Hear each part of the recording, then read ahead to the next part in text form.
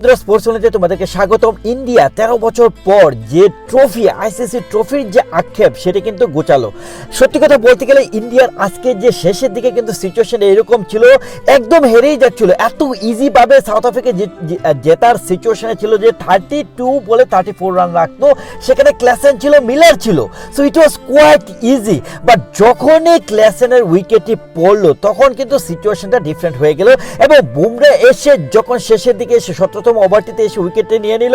অন্যদিকে যদি খেয়াল করে দেখো, হার্দিক পান্ডিয়া লাস্টের দিকে এসে ব্যাক টু ব্যাক উইকেটে এবং সূর্যকুমার যাদবের যে মিলারের ক্যাচটি ছিল লাস্ট ওভারে, এক কথায় এই ক্যাচটি আসলে ম্যাচটি ঘুরিয়ে দিয়েছে। সত্যি কথা, that was the turning point from my point of view. That was the big point for the India to win this trophy.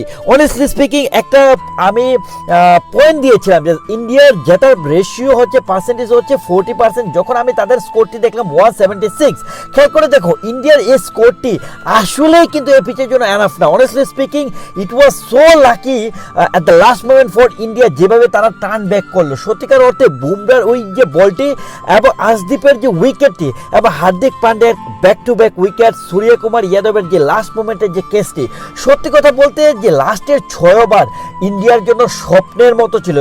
একদম জেতার কিন্তু সিচুয়েশনে ছিল না, একদম জেতার থেকে অনেক দূর ছিল, টেকনাফ থেকে তেতুলিয়া।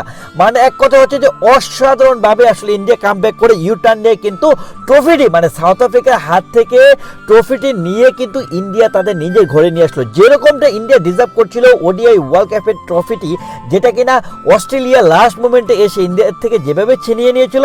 আজকে কিন্তু সেইভাবে ইন্ডিয়া লাস্টের 5-6 ওভারে এসে কিন্তু ম্যাচটি একদম তাদের নিজের পকেটে নিয়ে নিল, ট্রফিটি ইন্ডিয়ার মাটিতে কিন্তু নিয়ে নিল। সত্যিকার অর্থে হার্দিক পান্ডিয়ার যেভাবে কামব্যাক, সত্যি কথা বলতে গেলে হার্দিক পান্ডিয়া এত প্রেসারে থাকার পর যেভাবে তাকে নিয়ে আসলে বাজে বাজে কমেন্টস করা হয়েছে ইন্ডিয়ান ফ্যানদের মাধ্যম থেকে, এবং ইন্ডিয়ার যে তোমার ক্রিকেট বিশেষজ্ঞরা হার্দিক পান্ডিয়াকে কিন্তু খুব বাজেভাবে ট্রল করেছিল যখন মুম্বাই ইন্ডিয়ান্সের ক্যাপ্টেন্সি সে করেছিল, বাজেভাবে তাকে আসলে মেন্টালি টর্চার করা হয়েছিল। বাট হার্দিক পান্ডিয়া তার যে স্কিল, তার যে আসলে অদম্য চেষ্টা, তার যে ব্যাটিং বোলিং সকল দিক থেকে হার্দিক পান্ডিয়া কিন্তু আজকে সত্যি কথা বলতে throughout the world cup সে নিজেকে প্রুফ করেছে ইন্ডিয়ার জন্য সে কতটা ভাইটাল। অজিত আগারকার বলেছিল যে হার্দিক পান্ডিয়ার মতো একজন অলরাউন্ডার ইন্ডিয়া তার একটিও নেই। সো হার্দিক পান্ডিয়াকে বাদ দেওয়ার কোনো সুযোগই নেই। আসলে রাহুল দ্রাবিড় যেভাবে আসলে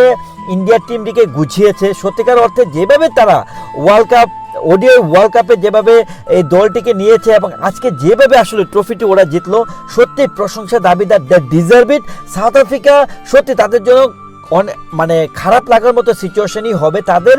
আসলে এত বড় একটি চান্স, যে চান্সগুলো আসলে বিগ প্ল্যাটফর্মে এসে তারা মিস করে আজকেও সেম কাজটি করলো। বন্ধুরা, তোমাদের কাছে আজকে ম্যাচ হারার পিছনে সাউথ আফ্রিকার মেইন টার্নিং পয়েন্ট কোনটি তোমরা কমেন্টস করে জানাও। তোমরা ভালো থেকো, থ্যাংক ইউ সো মাচ।